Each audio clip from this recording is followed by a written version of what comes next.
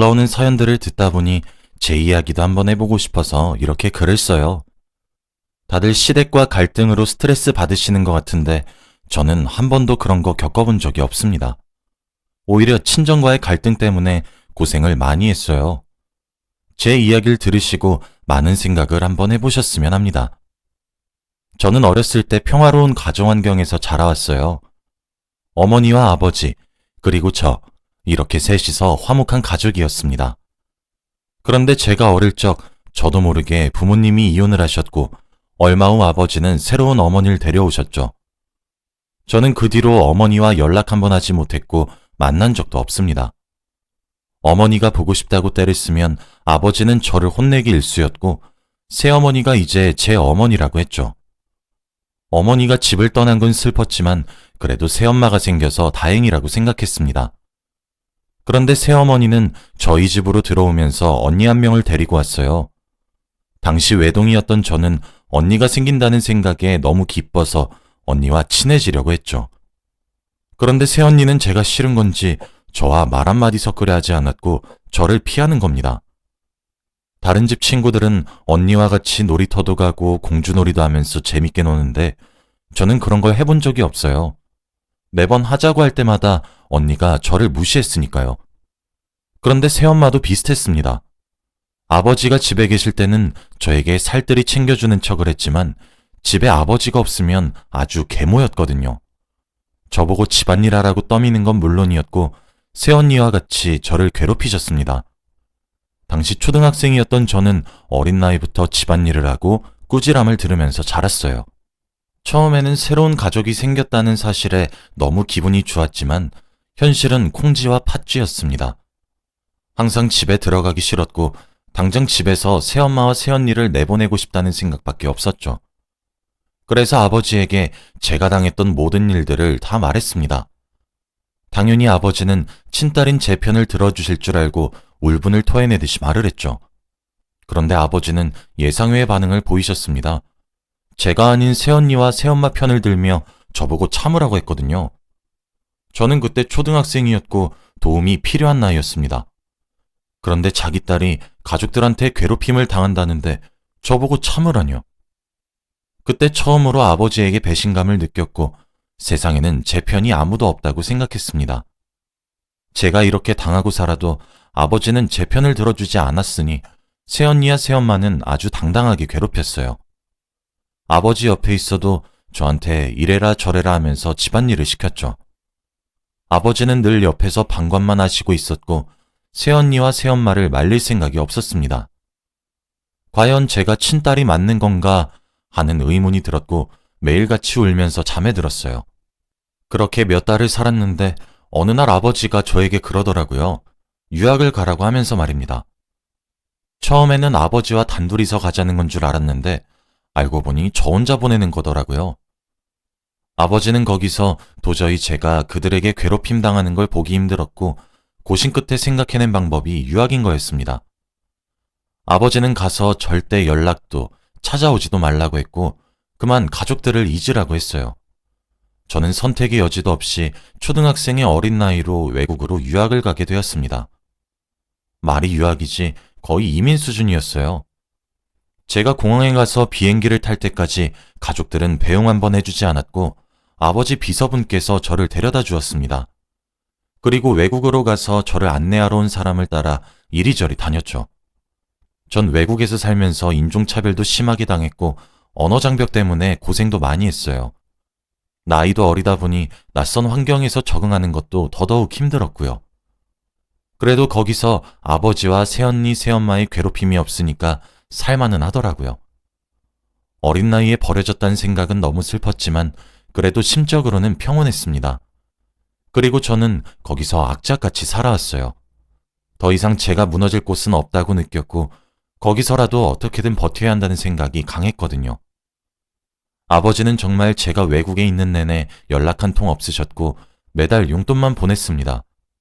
제가 없이 셋이서 행복하게 잘 먹고 잘 살고 있을 생각을 하니까 분하더라고요. 하지만 시간이 지나서 그들 앞에 떳떳하게 서기 위해서는 제가 여기서 잘해야 한다고 생각했습니다. 저는 거기서 20살이 넘어서까지 살았어요. 다행히도 어릴 때부터 좋은 노부부가 살고 계시는 곳에서 홈스테이를 해서 행복했습니다. 항상 저를 손녀딸처럼 여겨주시고 제가 잘 모르는 건 친절하게 다 알려주셨거든요. 거기서 정말 많은 도움을 얻었습니다. 아무것도 몰랐던 저에게 부모님 같은 역할을 해주셨던 분들이거든요. 거기서 10년이 넘는 시간 동안 살았고 저는 이제 나갈 때가 되었습니다. 그곳에서 살면서 대학교도 졸업했고 이제 취업까지 해서 혼자 살아야 했거든요. 저는 펑펑 울면서 자주 놀러 오겠다고 약속을 드린 후 외국에 오고 나서 처음으로 홀로 서기에 도전했습니다. 그래도 저를 돌봐주셨던 노부부께서 제가 살 곳도 구해주시고 이리저리 도움을 많이 주셔서 몸만 들어가면 되었어요. 그리고 그동안 저도 외국에서 오래 살았기 때문에 외국 사람이 어렵지 않았죠. 저는 새로운 집에서 다른 직장인들처럼 출퇴근도 했고 평범한 일상을 살았습니다. 당연히 머릿속에 가족들을 잊은 지는 굉장히 오래되었고요. 그렇게 몇 년 동안 일을 하다가 드디어 제가 결혼할 남자가 생겼습니다. 같은 회사에서 일하던 상사인데 연애도 꽤 오래 했고 둘 다 30대가 다 되어가서 얼른 결혼을 하고 싶더라고요. 제가 동양인이어도 똑같은 사람으로 봐주는 이 사람이 너무 좋았습니다. 그리고 저를 너무 아껴주고 저에게 듬직한 이 사람과 평생 함께할 수 있다는 생각이 들었거든요. 그렇게 결혼을 약속했고 저는 시부모님이 될 분들에게 인사를 드리러 갔습니다. 과연 저를 좋게 보실지도 걱정이 되었고 혹시나 저희의 결혼을 반대하실까봐 너무 두려웠죠. 처음 예비 남편의 부모님 집에 갔는데 입이 떡 벌어졌습니다. 집이 궁궐 같았고 정원도 엄청 넓더라고요. 집에 들어가니 천장도 굉장히 높았습니다. 그리고 집에서 일하는 사람들도 많았죠. 한 번도 남자친구가 자신의 집안에 대해서 말한 적 없고 돈이 많다고 느껴본 적이 없습니다. 그런데 이런 집 아들인 것을 처음 알고 너무 놀랐어요. 남자친구도 저에게 이제서야 자신의 재력을 알려서 미안하다며 사과했지만 그건 귀에 들어오지 않았습니다. 이런 집안이면 저 같은 사람을 좋아할 리 없다는 생각에 결혼 허락은 물 건너갔다는 생각이 들었거든요. 우울한 마음으로 집 안으로 들어가서 인사를 드린 후 같이 식사자를 가졌습니다. 그런데 정말 놀랍게도 예비 남편의 부모님은 저를 너무 좋아해 주셨어요. 좋은 음식들을 다 저에게 권하시면서 먹으라고 하셨고 저를 딸처럼 살뜰히 챙겨주셨죠. 정말 오랜만에 느껴보는 따뜻함에 저도 모르게 눈물이 났고 겉모습만 보고 그분들을 판단했던 제가 한심하게 느껴졌습니다. 너무 죄송스럽고 할 말이 없더라고요. 그분들도 갑자기 우는 저를 보면서 당황했습니다. 저는 행복해서 우는 거라고 말씀드렸고 저희는 화기애애한 분위기에서 식사자를 마쳤습니다. 저와 남편은 결혼 허락을 당연히 받았고 천천히 결혼 준비를 하기로 결정했어요. 그런데 머릿속에서 과거의 아버지와 새언니 그리고 새엄마가 생각이 나더라고요. 그래도 결혼을 한다는 건 알려줘야 할 것 같아서 몇십 년 만에 아버지에게 전화를 했습니다. 전화를 받지 않을 것 같았던 아버지는 얼마 지나지 않아 전화를 받으셨고 저는 몇십 년 만에 아버지 목소리를 들었어요. 그리고 저는 아버지에게 결혼을 한다고 알렸습니다. 아버지라서 그런지 어떤 남자와 결혼하고 몇 살인지 등등 다 물어보시긴 하더라고요. 그런데 이야기를 하다가 새언니가 결혼했다는 소식을 알게 되었습니다. 저한테 말 한마디도 하지 않았고 청첩장 하나도 보내지 않고 결혼식을 올렸다고 생각하니까 조금 속상하더라고요. 아버지도 저한테 말을 하시면서 아차 싶으셨는지 말을 급히 돌렸습니다. 아버지는 한국에 들어와 살 거면 같이 밥 한 끼 하자고 하더라고요. 안 그래도 저와 남편은 한국으로 가서 새로운 직장을 구하고 살려고 했습니다. 남편도 한국을 굉장히 좋아하고 한국에 가서 살아보고 싶다는 생각을 많이 해서 그렇게 결정한 겁니다. 그래서 한국으로 가면 다시 연락을 준다고 했고 그렇게 저와 아버지의 전화는 끝이 났습니다. 굉장히 오래 고민하고 전화를 했는데 왠지 모르게 편하더군요. 걱정할 필요가 없을 정도로 오랜만에 전화한 기분이 아니었습니다. 그렇게 편안한 마음을 가지고 결혼할 수 있었고 저희는 외국을 떠나 한국으로 갔어요. 한국에서 얼추 자리를 잡고 여유가 있을 때 다시 아버지에게 연락을 드려 식사 자리를 갖기로 했습니다. 사실 남편과 시부모님에게 제가 자라온 가정환경에 대해서 다 말했어요. 다들 저보고 그동안 힘들었겠다며 위로의 말을 해주었죠. 남편도 굳이 가족들 얼굴 다시 안 봐도 된다며 걱정을 해주었지만 저는 그동안 가족들이 어떻게 살았는지 궁금하기도 했고 아버지와 통화했을 때 혹시나 가족들이 저를 그리워하고 있지는 않은가 하며 조금은 기대를 했던 것 같습니다. 그리고 대망의 식사를 하기로 한 날이 되었고 저는 잔뜩 긴장을 한 채 남편과 같이 들어갔어요. 아버지와 새언니, 그리고 새엄마가 다 저희를 쳐다보고 기다리고 있더라고요. 정말 오랜만에 봐서 반가웠는데 그들은 그렇게 보이지 않았습니다. 제가 와도 인사 한마디 하지 않았고 다리를 꼬고 팔짱을 낀 채로 제 남편과 저를 위아래로 훑고 있었거든요. 왠지 모르게 찝찝한 마음을 가지고 자리에 앉았습니다. 저는 그동안 어떻게 살았는지 이것저것 궁금한 걸 물어봤어요. 아버지는 무뚝뚝하게 제가 질문한 거에 대답만 하셨고 저와 남편에게 질문은 일절 하지 않았죠. 저나 다른 아버지의 무심함에 조금 서운하고 놀라긴 했지만 그래도 아랑곳하지 않았습니다. 예전과 저는 많이 달라졌거든요. 남편은 한국말이 서툴긴 하지만 그래도 얼추 알아들을 수 있었고 그때의 분위기를 파악한 것 같아요. 식사 도중에 제가 진땀 흘리고 있는 걸 아니까 제 손을 꼭 잡아주더라고요. 그때 그게 얼마나 의지가 됐는지 모릅니다. 아무튼 그렇게 식사 자리가 끝나고 해산을 하려고 했어요. 그런데 새엄마와 새언니가 저에게 처음으로 말을 하더라고요. 외국물 좀 먹고 잘 살았으면 돈이라도 보내던가. 딱 보니 네 남편 잘 사는 집 도련님 같은데 혼자 잘 먹고 잘 살면 되니? 내가 너 어릴 때 얼마나 귀엽게 키웠는데 이제 와서 양심 없이 부모 노릇 해달라는 거야? 정말 뻔뻔하다. 그리고 네 언니 결혼할 때 축의금 한번 보내지 않았으면서 우리가 가족이라고 할 수 있니? 새엄마는 저에게 이런 말을 했고 남편은 대충 상황 파악을 한 것처럼 보였죠. 아버지는 여전히 방관하셨고 한마디도 하지 않았습니다. 과거와 다르지 않은 상황을 보니까 제가 괜한 기대를 했나 싶더라고요. 그들이 자리에서 일어나고 남편이 저를 안아주었습니다. 그렇게 저와 남편은 집으로 돌아와서 다시 예전처럼 화목하게 살았어요. 원래라면 저 혼자서 며칠을 울며 지냈을 텐데 이제는 제 옆에 남편이 있으니 금방 훌훌 털어지더라고요. 그렇게 가족들 생각 하나도 안 하면서 행복하게 살았습니다. 저희 부부가 금슬이 좋아서 그런지 이렇게 사이가 좋아서 저희 사이에 아이가 생겼어요. 남편과 시부모님은 너무 축하해 주었고 저도 기뻐서 동네방네 자랑하고 다녔습니다. 아버지와 간간히 연락은 하고 지내는 사이였기 때문에 아버지에게도 알렸죠. 그런데 그게 화근이 된 건지 그날 새엄마가 전화가 오셨습니다. 네 언니 애 낳고 싶어서 시험관 하면서 속상해하는 거 뻔히 알면서 하필 이때 애를 갖니? 저는 언니가 어떻게 살고 있는지 형부는 누구인지 하나도 몰라요. 그런데 대뜸 이렇게 전화 와서 화를 내니까 너무 당황스럽더라고요. 제가 언니 눈치를 봐가면서까지 임신을 해야 하나요?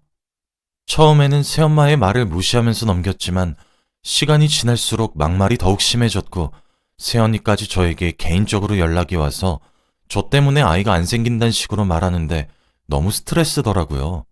정신적으로 스트레스를 너무 많이 받았습니다.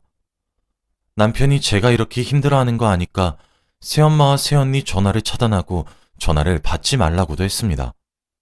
그런데 또 아버지한테 저희 집 주소도 알아내셨는지 집으로도 찾아와서 혼내시더라고요. 저는 그때 새로 입사한 직장에 적응하느라 스트레스도 이만저만이 아니었는데 새엄마와 새언니까지 그러니까 환장할 노릇이었습니다. 매번 병원에 갈 때마다 의사 선생님께서 스트레스를 줄여야 한다고 할 정도였으니까요. 결국 이게 잘못되어서 제가 회사 복도에서 쓰러지고 말았습니다. 그때 거의 만삭일 때였는데 제가 걷다가 쓰러졌대요. 그리고 눈을 뜨니까 병실이었습니다. 일어나자마자 배 상태를 확인했고 다행히 배는 많이 불러 있더라고요. 그리고 바로 간호사를 불러서 상태를 확인했어요. 그런데 제 옆에는 누군가 제 손을 잡고 새근새근 잠을 자고 있었습니다. 바로 시어머니였어요. 외국에 있어야 할 시어머니가 제 손을 잡고 주무시고 있으니까 너무 놀랐습니다. 상태를 설명해 주시던 간호사분께서 말하시길 제가 쓰러지고 병원으로 실려갔다는 소식을 듣고 바로 외국에서 비행기를 타고 제일 먼저 달려와서 병원에 있던 내내 저를 간호하면서 병실에 있었다고 하더라고요. 그리고 다행히도 아이와 산모 둘 다 건강하다고 했습니다. 제가 쓰러진 이유도 스트레스 때문이라고 하더라고요. 저는 시어머니에게 너무 감사드렸고 눈물이 맺혔어요. 도대체 저 같은 게 뭐라고 이렇게 사랑해 주시는지 몰랐습니다. 제가 일어난 걸 아셨는지 시어머니께서 잠에서 깨신 뒤 저를 챙겨주시더라고요. 저는 괜찮다고 말하며 편히 주무시라고 했습니다. 그렇게 화기애애한 분위기 속에서 전화가 한 통 걸려왔어요. 바로 아버지 전화번호였습니다. 전화를 받으니 아버지가 아니라 새엄마더라고요.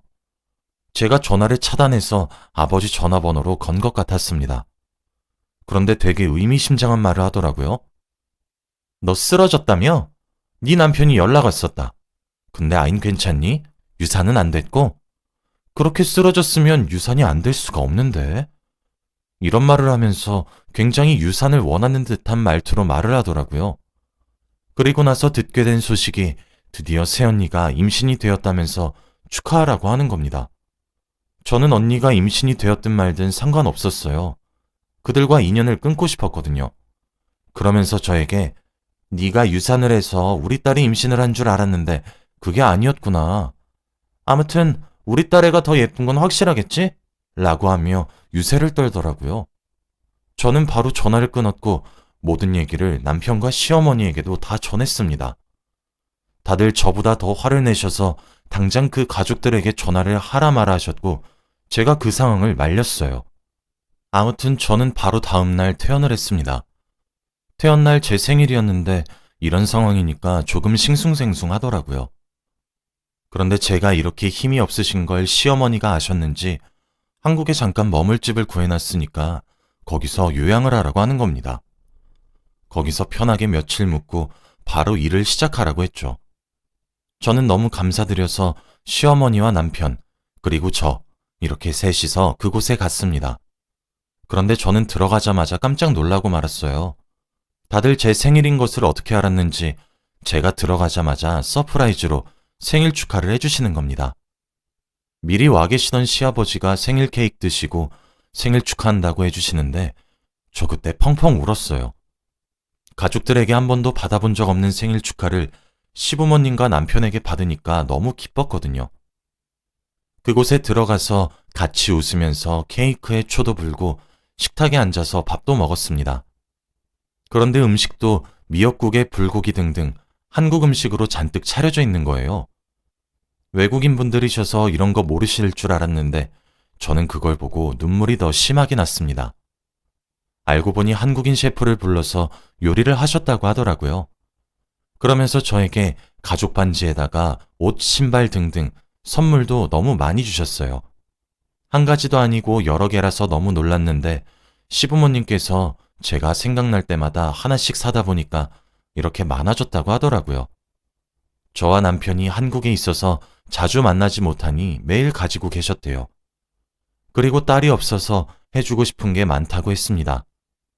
생애 처음으로 생일 축하도 받아보고 생일 선물도 받아봤어요. 그날은 정말 제 평생 잊지 못하는 순간입니다. 다 같이 그곳에서 3일 동안 행복하게 지내고 시부모님은 외국으로 돌아가셨어요. 저와 결혼해준 남편도 너무 고맙고 저를 살뜰히 챙겨주시는 시부모님도 너무 감사했습니다. 전생에 제가 나라를 구했나 싶더라고요. 시부모님이 외국으로 가셔도 저와 틈틈이 편지도 주고받으면서 서로 사랑한다는 말을 아낌없이 하고 있습니다. 그리고 생일 때가 되면 매일 외국으로 가서 선물도 드리고 밥도 먹고 그래요. 저는 그동안 건강한 남자아이도 출산했고 저희 가족은 더 행복해졌습니다. 그런데 아이를 낳으니 얼마 지나지 않아 아버지가 연락이 오더라고요. 손주가 너무 보고 싶다고 하면서 말입니다. 제가 쓰러졌을 때 단 한 번도 찾아온 적이 없으시던 분이 갑자기 그러니까 너무 당황스럽더라고요. 그리고 알게 된 사실이 결국 새언니가 유산이 되었다고 합니다. 정말 이러면 안 되지만 그 소식을 듣고 전혀 슬프지 않았고 조금 고소했어요. 저는 아버지에게 절대 제 아들을 보여주지 않았고 결국 전화 목록에서도 아버지를 차단했습니다. 그냥 가족들이 없는 채로 사는 게 저에게 더 좋을 것 같았거든요. 지금은 아버지와 새언니, 새엄마와 연락을 일절하지 않고 남편과 아들과 행복하게 살고 있어요. 그리고 시부모님과 편지도 자주 주고받고 영상통화도 정말 자주 합니다. 얼른 외국으로 가서 얼굴 뵙고 인사드리고 싶어요. 제가 이런 시댁에 시집을 가기 위해서 어렸을 때 많이 힘들었나 봅니다. 지금은 너무 행복하고 앞으로도 이랬으면 좋겠어요. 제 이야기는 여기까지입니다. 들어주셔서 감사합니다.